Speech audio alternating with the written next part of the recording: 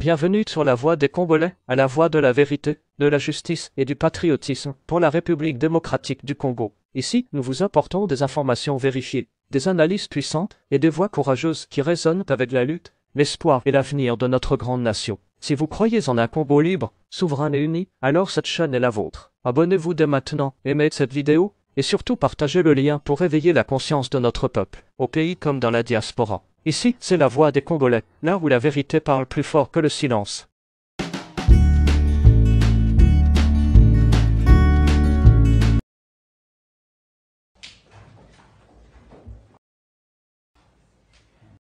Veuillez vous asseoir ici. Merci.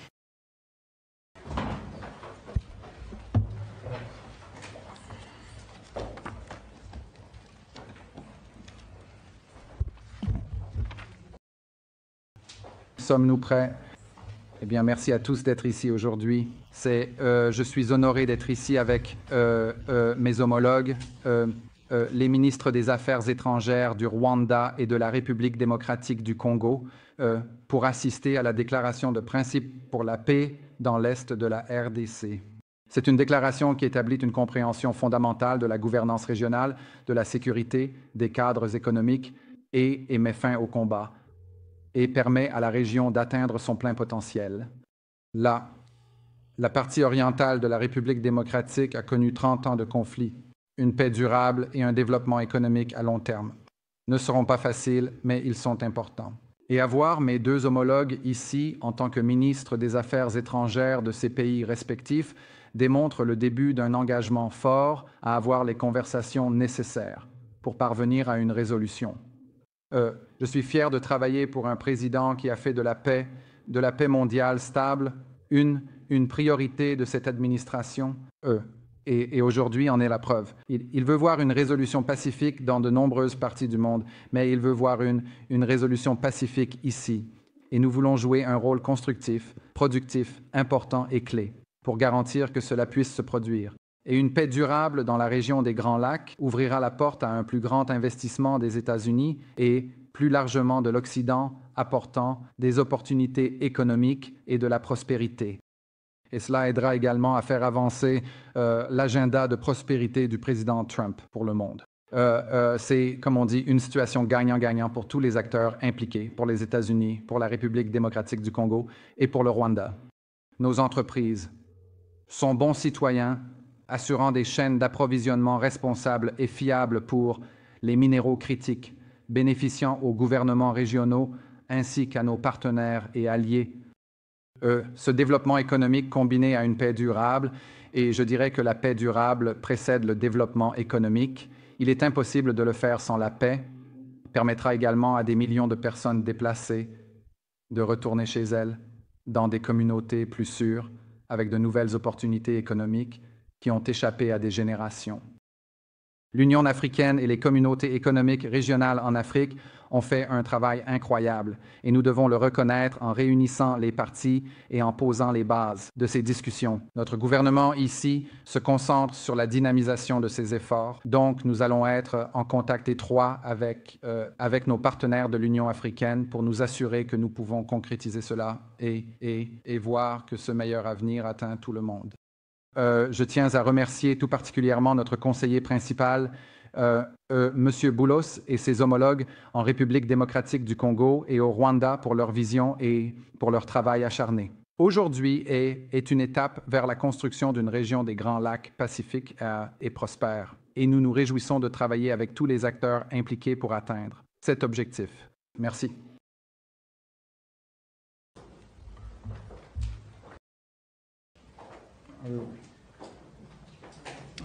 Parfait. Merci. Monsieur Le Sec. M'excuse, devez-vous voir. Non, c'est bon. Je regardais, j'étais... Pas de souci. Merci. Monsieur le secrétaire d'État, l'honorable sénateur, Marco Rubio.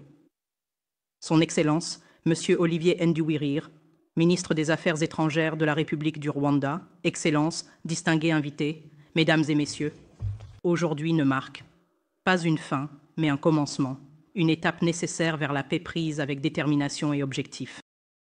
Ce moment revêt une importance particulière pour la République démocratique du Congo. À Goma, à Bukavu, et au-delà, la réalité du déplacement, de l'insécurité et des difficultés persistent. Pour nous, l'urgence de cette initiative n'est pas théorique, elle est humaine.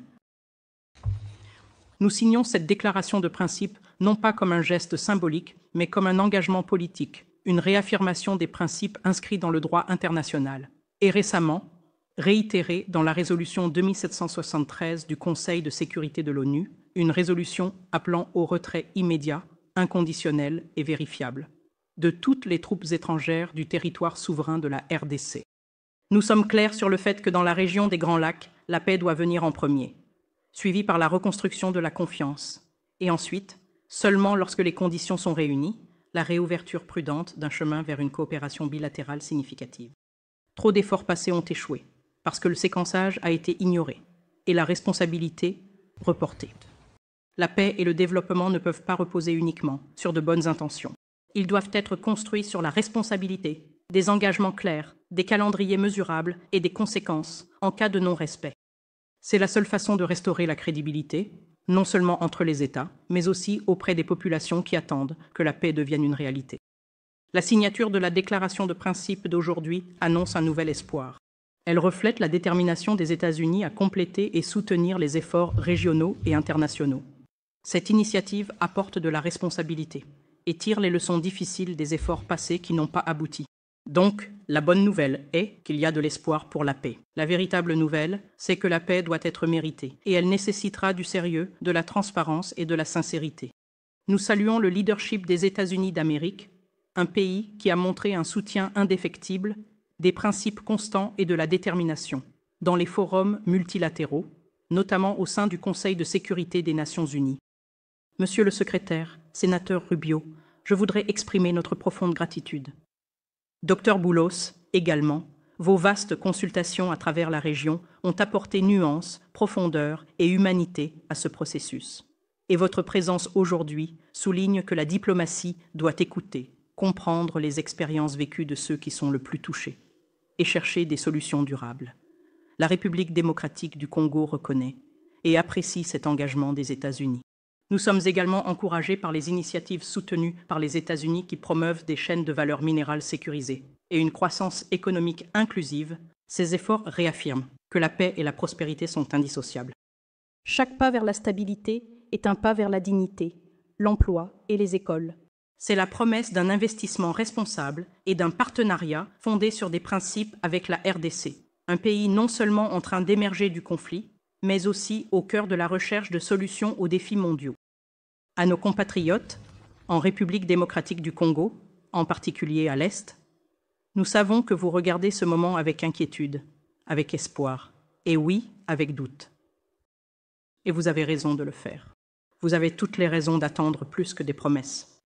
Vous avez droit à des actions à la hauteur des souffrances que vous avez endurées. Nous puisons notre force dans votre résilience, dans votre engagement pour la justice et dans notre croyance commune, inébranlable, que notre souveraineté et notre territoire ne sont pas négociables. Nous sommes une nation qui honore ses responsabilités et nous comprenons que l'histoire, la géographie et oui, peut-être même le destin, nous ont donné les voisins que nous avons. Les frontières que nous avons héritées, comme confirmées par l'Union africaine, sont permanentes et ne changeront jamais. Mais au-delà de ces lignes, se trouvent des histoires, des familles et des communautés qui nous lient ensemble. Cet héritage commun appelle à la maturité, à la retenue et à la sagesse de reconnaître que la paix n'est pas une faiblesse, c'est une force. Encore une fois, nous nous trouvons à un carrefour, avec la paix à portée de main. Et nous, la République démocratique du Congo, sommes déterminés à aller de l'avant en nous appuyant sur les leçons du passé. Nous nous tenons comme une nation dédiée à atteindre une paix durable. Nous accueillons le soutien d'un partenaire fort à nos côtés. Et j'exprime l'espoir solennel que toutes les parties saisiront cette opportunité, tout comme nous, la RDC, avons choisi de le faire. Merci. Merci, Madame la Ministre. Monsieur le ministre. Merci. Bon après-midi. Au nom du président Paul Kagame et du gouvernement du Rwanda, je veux commencer par remercier le président Donald Trump pour avoir permis un véritable changement dans la conversation sur la manière de résoudre la situation dans l'Est de la République démocratique du Congo, menant à la signature de la déclaration de principe aujourd'hui. Je remercie le secrétaire Marco Rubio et le gouvernement des États-Unis de nous avoir accueillis. Et je salue le rôle positif joué par le conseiller principal Massad Boulos et son équipe, ainsi que d'autres responsables, dans les progrès significatifs réalisés jusqu'à présent. Aujourd'hui, nous parlons des véritables enjeux, des causes profondes qui doivent être abordées pour parvenir à une paix durable dans notre région. Cela inclut, avant tout, la sécurité, ainsi que le retour des réfugiés. En outre, et c'est très important, nous discutons de la manière de construire de nouvelles chaînes de valeur économique régionales qui relient nos pays, y compris avec des investissements du secteur privé américain. Notre objectif est une région sécurisée, exempte d'extrémisme ethnique, violent et bien gouvernée. En travaillant ensemble, notre région peut être un moteur de prospérité pour tous nos peuples et en effet, pour l'Afrique dans son ensemble. La déclaration de principe ouvre la voie à un accord de paix définitif, donnant un nouvel élan aux efforts en cours du processus dirigé par l'Afrique, sous l'égide de la Communauté d'Afrique de l'Est et de la Communauté de développement de l'Afrique australe, ainsi que de la piste de Doha, facilitée par l'État du Qatar, où nous avons constaté des avancées importantes ces derniers jours. Notre objectif commun est de conclure un accord de paix global dès que possible. Mais il n'y a pas de raccourci ou de solution rapide. Et nous devons faire le travail difficile pour le réaliser, correctement, une fois pour toutes. Le Rwanda est engagé et nous sommes prêts à continuer de travailler ensemble avec tous les partenaires de cette initiative. Je vous remercie tous. Merci. Très bien. Oui. Le secrétaire Rubio signe, en tant que témoin, la déclaration de principe entre le gouvernement de la République démocratique du Congo et le gouvernement de la République du Rwanda. Parfait. Cette déclaration engage les parties à la reconnaissance mutuelle de la souveraineté et de l'intégrité territoriale, à traiter les préoccupations de sécurité, à promouvoir l'intégration économique régionale, à faciliter le retour des personnes déplacées, à soutenir la MONUSCO et à rédiger un accord de paix. Ce sont des engagements sérieux de chaque côté. La présence du secrétaire ici aujourd'hui en tant que témoin signifie l'importance que les États-Unis accordent à la résolution de ce conflit pour assurer la prospérité des deux pays et de leur population. Nous sommes impatients de travailler avec les deux parties pour renforcer nos partenariats existants et favoriser des résultats gagnant-gagnant pour tous.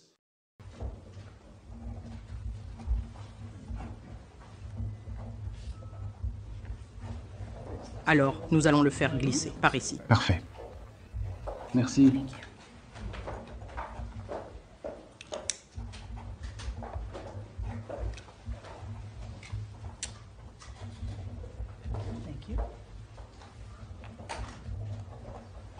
Beaucoup. Merci. Merci. Assurez-vous de vérifier attentivement tous les détails importants. Cela inclut la confirmation des informations essentielles et la vérification des documents nécessaires. En procédant ainsi, vous garantissez que tout est en ordre et évitez des erreurs potentielles. Tu gardes le stylo. Merci.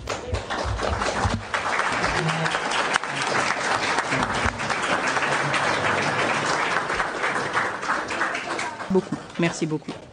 Merci. Beaucoup. Bien. Cela conclut la cérémonie.